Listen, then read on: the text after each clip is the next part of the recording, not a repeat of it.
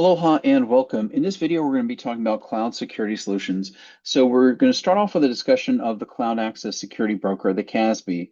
So CASB is a software security service. It's going to come between your organization over here and your cloud service provider over here. And it's going to provide you a bunch of different things like visibility, compliance, data security, and threat protection. So what it does is it's going to give you visibility, and visibility is going to be tracking like how the services are being used, your cloud services, who's using them. It's going to record the information. It's logging essentially.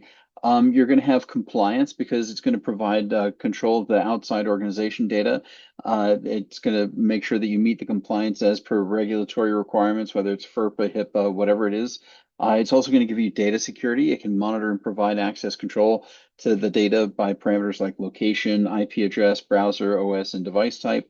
And it's also going to give you threat protection. It's going to provide alerts when threats are detected. So just remember that it comes in between your physical, your on-premise and your cloud services, like your platform as a service, your software as a service, and your infrastructure as a service. And it will be giving you access to it. So your on-site prem will be connecting to CASB, and CASB is going to be using API access to get to your different services in the cloud. We're also going to be talking about the SWGs, NGFWs, and FWaaS here.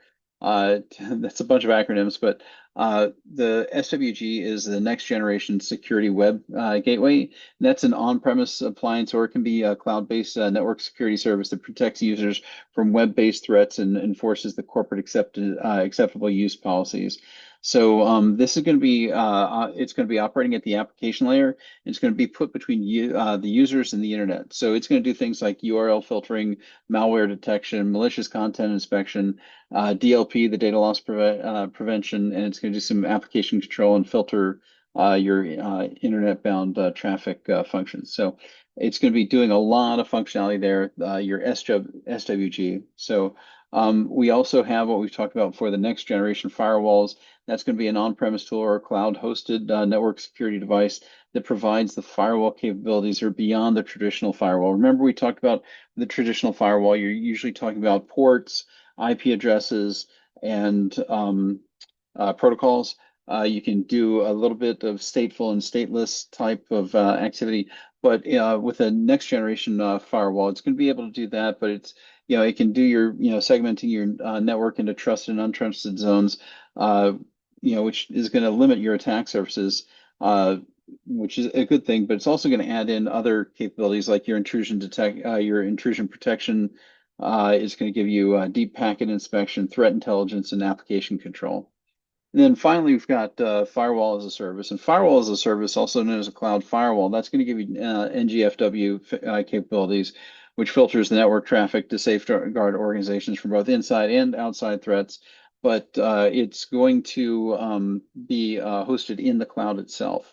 So so FWaaS, as it's called, like SASE and IaaS, it's hosted in the cloud and it's accessed to the internet.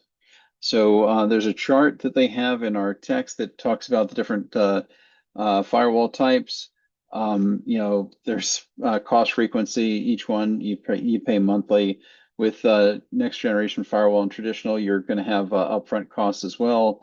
Your cost is going to be based on with the firewall as a service. It's going to be volume of traffic filtered. NGFW is and also traditional is going to be the initial equipment costs and employee maintenance and setup costs. The biggest difference that I see is the with the OSI layer of operation. Firewall as a service and NGFW, they can operate at OSI layers 1 through 7, whereas the traditional firewall is only going to be at 1 through 4. Then the security models are going to be virtual for firewall as a service. It's going to be virtual wall across platforms, infrastructure, and applications.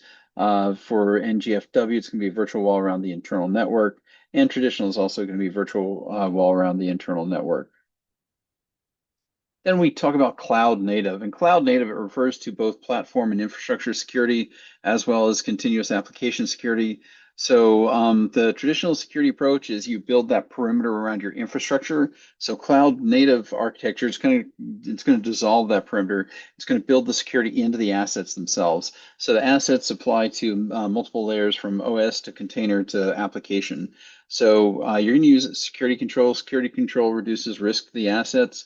So cloud native security control, that's inherent in the cloud computing environment. Whereas you've got third-party security controls, and those are going to be their security controls that are available from an external source, or it's going to exist on premise. You've got four different types of cloud native controls.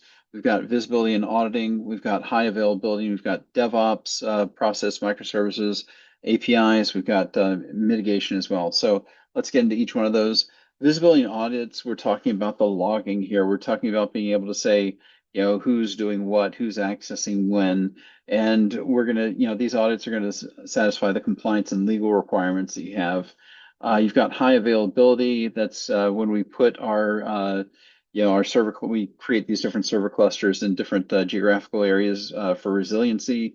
So if you have a storm or, let's say some kind of a tsunami or something that knocks out one, you're going to be, still available through a different geographical area. Then we've got DevOps process, microservices, APIs.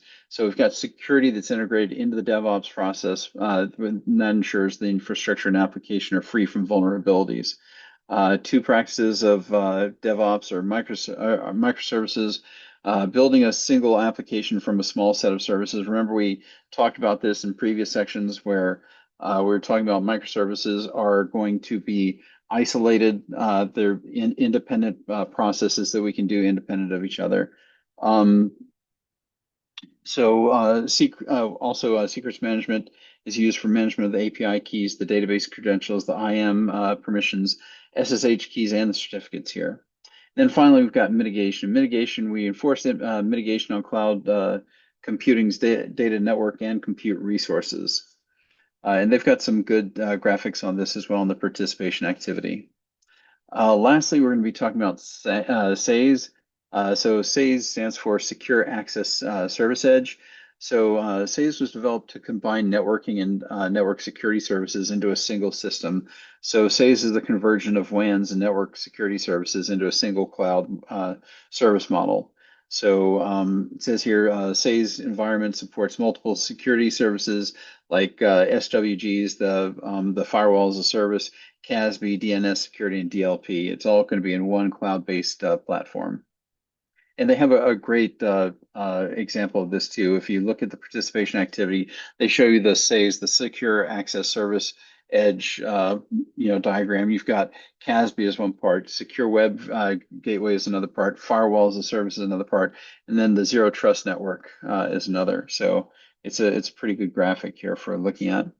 And of course, we need hardening in cloud infrastructure. So cloud infrastructure hardening, it encompasses a range of technical measures to secure cloud computing environments by minimizing the vulnerabilities and reducing the risk of cyber attacks.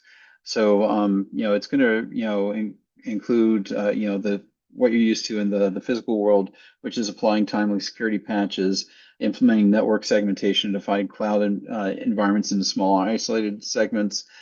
You pretty much do what you would do in a physical environment, but you add in certain things for the cloud aspects of it.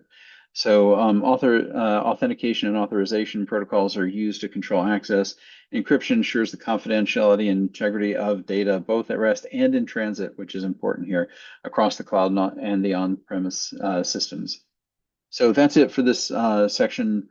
Again, to recap, we talked about CASB, we talked about the Cloud Access Security Broker. It sits in the middle between your on-premise and your cloud, gives you visibility, compliance, data security, and threat protection.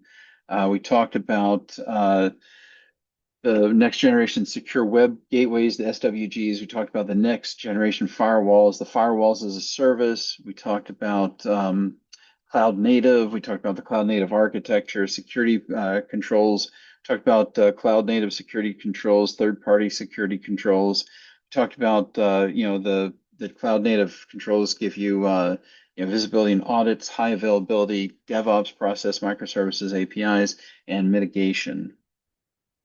And then we talked about SASE, which is the Secure Access Service Edge. And we talked about all the different components that are found within there.